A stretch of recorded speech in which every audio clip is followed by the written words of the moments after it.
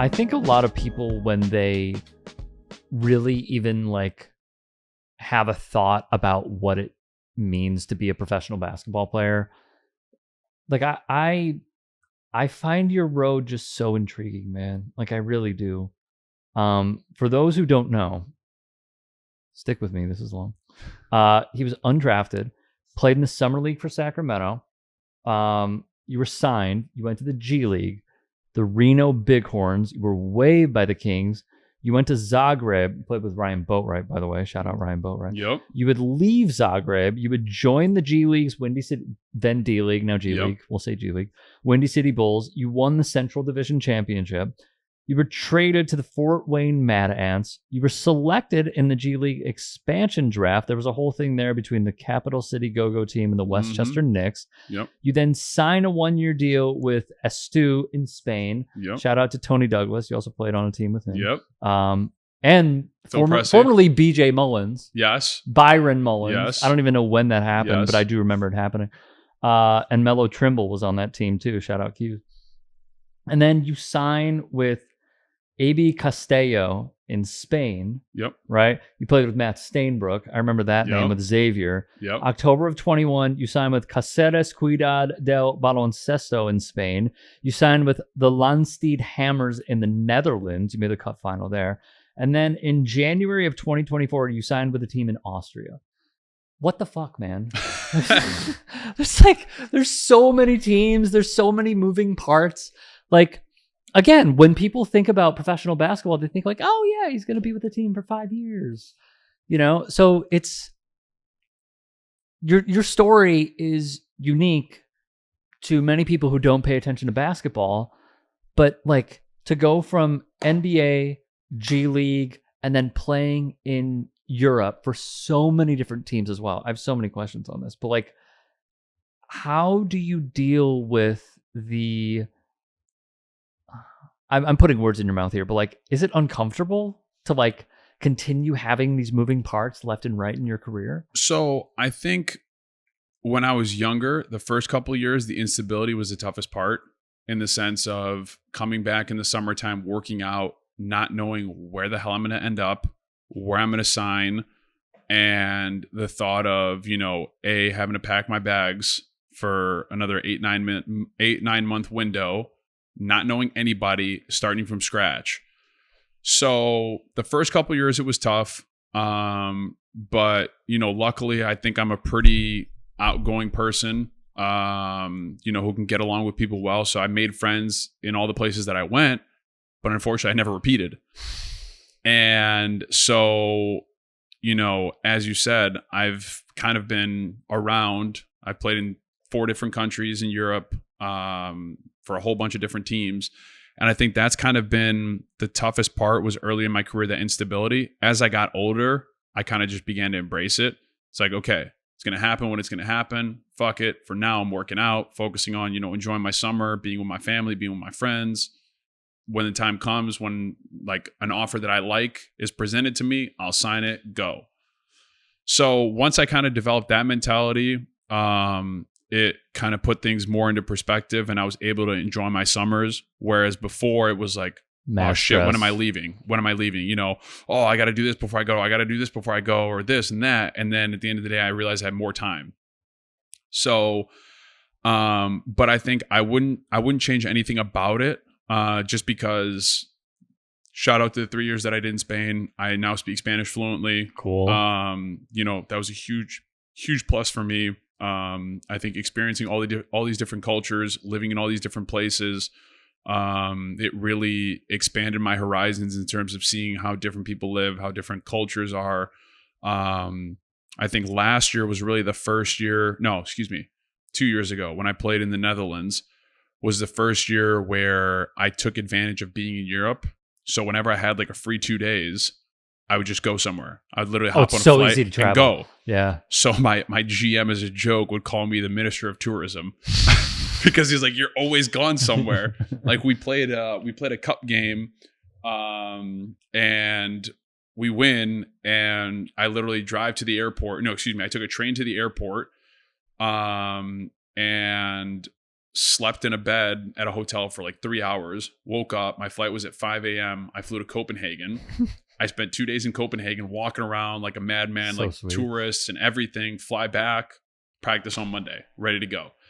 And I did that. I went to Brussels. I went to London. I did Geneva, all in that like same year. Just like, and people were like, bro, how do you do it? I'm like, listen, when I find out what my off days are, I go home, I go on the computer, I go on Expedia, and literally I was just looking at where like good options for like cheap flights were, where I could go somewhere that I haven't been. Mm-hmm. And it just ended up being perfect that it was like all great locations that I would have gone to anyways. But like you said, once you're in Europe, everything is very so cheap. easy, man. It's and so cheap. easy. Yeah. It's so easy to fly anywhere. It really is. And so even last year when I was in Vienna, I took a train by myself to Budapest for 2 days. I spent 2 days in Budapest touring around. My mom came to visit me in Vienna. Then we went to Prague together. Cool. I'd never been. She'd never been. We went for 2 days, spent some time together, did some touristy stuff, and like all that kind of stuff. It was, it's crazy looking back on it, how far a little orange thing can take you. Totally. Yeah. And so for me, I think now, like being kind of back home and realizing, I'm 33 years old. I'm kind of getting towards like the end of it and planning for life after basketball. I think the one thing that I wouldn't say regret, but that's been the toughest part has been not being here. Mm. You miss your family, you miss your friends. I have so many friends who I've missed engagements, I've missed weddings, I've missed bachelor parties, so much of that stuff that's been like such monumental events in my friends' lives, and I'm not here for it. And it kills me. But at the end of the day, I'm like, listen, I have a job just like they do. They're fortunate enough that theirs is a 9-to-5 here in Chicago. Mine is not a 9-to-5, and it's not in the same country. Mm-hmm. Perfect example. I had a close friend of mine. I was in the wedding. 2022, he got married. And we're in the playoffs. We go down 2-0 first round. We're the 8th seed. We're playing the 1 seed. We go down 2-0. And his wedding was the following Saturday, and we had just lost 2 games. And then we would play the next game, I think Wednesday, back home, and then Friday.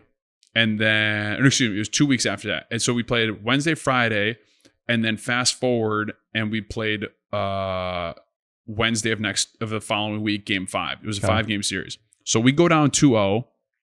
Then we come back to our place. We're like down, like this is going to be tough. We smack them in game 3. We win game 4. We're like, holy shit. In my mind, when we went down 0-2, I'm like, I'm making the wedding. You know what I mean? I'm like, I'm down 0-2. Yeah. I'm making the wedding. Totally. So I'm like, guys, listen, like the way it's looking right now, I'll probably be able to fly back. Don't count on it. Like, I can't promise anything, but we'll see. We go crazy in game 3. We win game 4. And then we go to game 5. I'm like, holy shit, we're 1 game away from the Final Four. Like, if we would have won that game, we qualify for the Final Four, and then it's whatever happens. So we end up going there, and we lost by, I think it was maybe 8-10 points. And I remember talking to my parents before. I'm like, do I just pack my shit? Because we bust. So that's the thing. We played, that was 2nd Division Spain. We bust everywhere. That's one thing I wish they would have changed. We had so many trips that were like 11, 12 hours. Oh, my God. Like awful. I spent my 30th birthday busing from midnight to 7 a.m. from the northwest of Spain to like the southeast. Oh my God. It was like an 8-9 hour bus ride. They couldn't fly you out? Because it's expensive. Teams don't have a whole lot of money. So it's like busing is cheaper.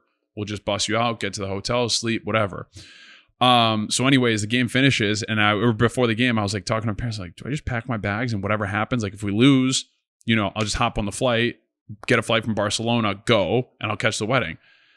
And they're like, dude, you can't pack your bags. And they're like, and then they think that you're like Yeah. ready to lose, which Yeah. I'm not. So I'm like, you know what, fuck it. So I ended up missing my buddy's wedding. You know, they ended up putting like a stick figure, not a stick figure, but a cutout, like a fat head, like to replace me. But I think that's the biggest thing is I think that people don't understand the misconception. Overseas is great. There's so many positives, but it's so lonely. It is extremely lonely, especially for the people that don't have people coming to visit, like friends, family, whatever the case may be. You get very lonely. It is great. You can make friends. You have teammates, but it really depends on the teammates and like the country that you're in. A lot of times they're not very like inclusive. They have their own lives. They have their own kids. They have their own families and stuff like that. I was fortunate enough where the places where I was, if the guys on the team weren't inclusive, I had foreigners who I could like go out with, hang out with. Perfect example, you mentioned Matt Stainbrook. Matt Stainbrook, shout out to Matt, great chef. He had us over for Thanksgiving when we played together in Spain because he had like a big apartment. I think he had us also then we went to another teammate of ours for Christmas. But I mean, it was great. Like he cooked up kind of like a big turkey, like a little makeshift Thanksgiving for the Americans that were celebrating there. So, you know, it's always nice. We kind of get a bit of a taste of home there. But I tell you what, there's always that kind of window of time where you get to like January, February, where you're like, I miss home. We're like 3 months away. It's already been 5. You start to get like antsy.